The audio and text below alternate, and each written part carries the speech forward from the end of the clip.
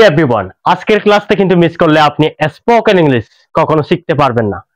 তাহলে আজকে এই ক্লাসটি ভেরি ইম্পর্টেন্ট। ওকে, ঠিক আছে। কেন ইম্পর্টেন্ট আমি আপনাদেরকে বোঝাচ্ছি।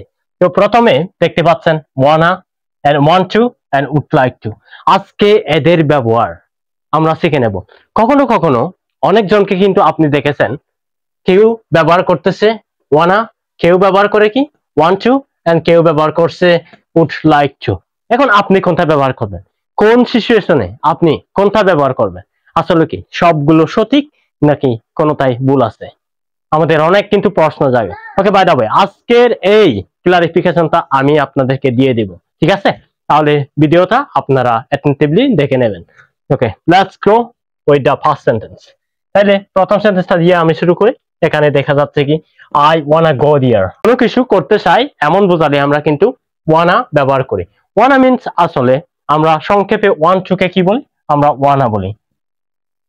এখানে ওয়ানা বলতে ওয়ান টু কে বোঝায়, ওয়ান টু কে বোঝায়। তাহলে ওয়ান টু আর ওয়ানা বলার কারণ কি?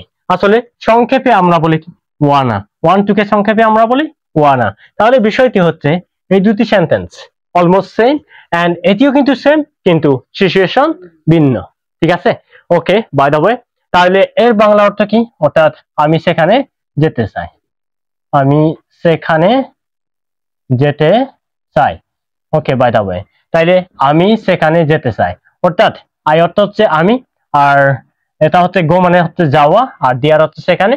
তাহলে ওয়ানা মানে হচ্ছে কি ওয়ান টু অর্থ কি চাওয়া। তাহলে ওয়ান টু কখন ব্যবহার হয়?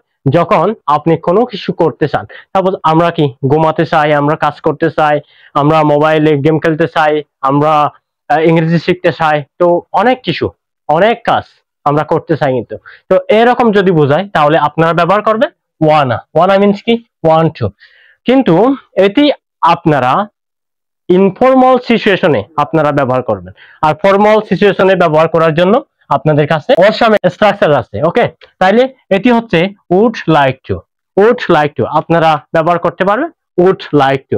যখন আপনারা ফর্মালে কথা বলবেন উড লাইক টু, তখন দেখবেন যে মানে আপনার ইংরেজি শুনে মানে সবাই এমেজড হয়ে যাবে।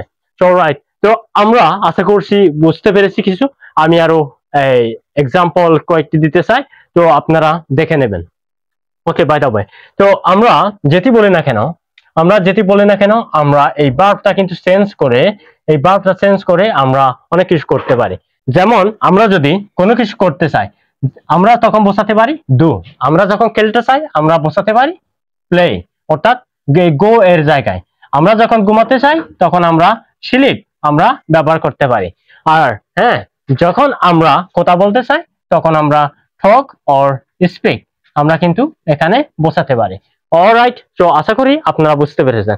এখন সিচুয়েশনটা হচ্ছে এই দুটি আমরা ব্যবহার করব ইনফর্মাল সিচুয়েশনে,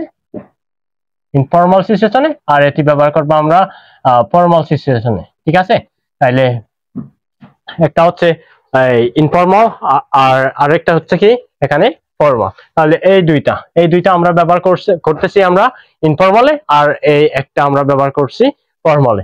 তাহলে যদি আপনারা সবসময় এটাও বলতে পারেন, কোনো অসুবিধা না।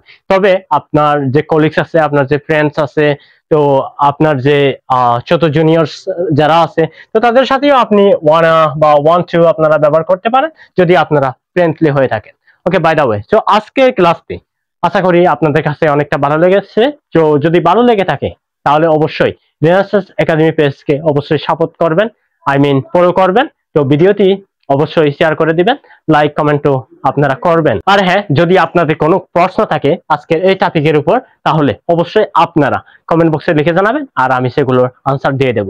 তো আপনাদের জন্য হোম টাস্ক আমি দুইটা দিচ্ছি, তো এই দুইটা আপনারা হোম টাস্ক হিসেবে আপনারা কমেন্ট বক্সে লিখে জানাবেন।